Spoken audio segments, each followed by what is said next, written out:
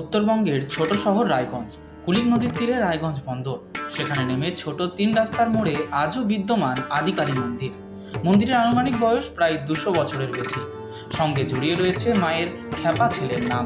আজও সেখানে পুজো করেন সাধক বামাখ্যাপার উত্তরসূরিরা। শোনা যায় এক সময়ে কুলিক নদী দিয়ে বজরা নিয়ে বাণিজ্যে যেতেন সওদাগরেরা। আজ অবশ্য আর তা হয় না। শুরু হয়েছে কুলিকের গতিপথ। তাই এখনও কিন্তু রায়গঞ্জের বন্দরে কার্তিকী অমাবস্যা তিথিতে পূজিত হন মা।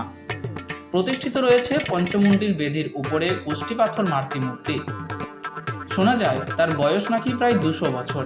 স্থানীয়দের বিশ্বাস এই মন্দিরের দেবী খুবই জাগ্রত। তবে এই মন্দিরের প্রতিষ্ঠা কিন্তু আরও আগে কথিত। ভিতরে প্রতিষ্ঠিত পঞ্চমুণ্ডী আসনের বয়স নাকি আনুমানিক 500 বছরের বেশি। প্রধান পুরোহিত জানান প্রায় 1470 সালে জন্ম হয় এই মন্দিরের। পাঞ্জাবের এক তান্ত্রিক নাকি মায়ের স্বপ্নাদেশ পেয়েই এই কুলিক নদীর ধারে বসে বট গাছের নিচে প্রতিষ্ঠা করেন পঞ্চমুণ্ডির আসন।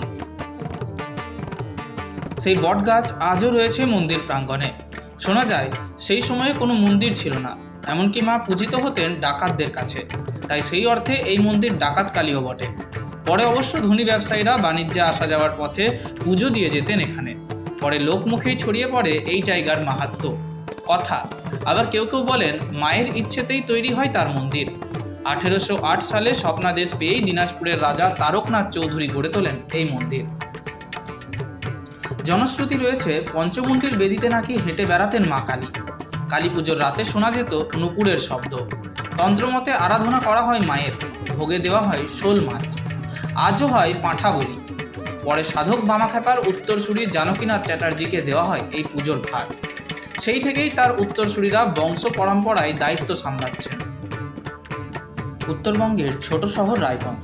কুলিক নদীর তীরে রায়গঞ্জ বন্দর, সেখানে নেমে ছোট 3 রাস্তার মোড়ে আজও বিদ্যমান আদিকালী মন্দির। মন্দিরের আনুমানিক বয়স প্রায় 200 বছরের বেশি। সঙ্গে জড়িয়ে রয়েছে মায়ের খ্যাপা ছেলের নাম। আজও সেখানে পুজো করেন সাধক বামাখ্যাপার উত্তরসূরিরা। শোনা যায় এক সময়ে কুলিক নদী দিয়ে বজরা নিয়ে বাণিজ্যে যেতেন সওদাগরেরা। আজ অবশ্য আর তা হয় না। শুরু হয়েছে কুলিকের গতিপথ।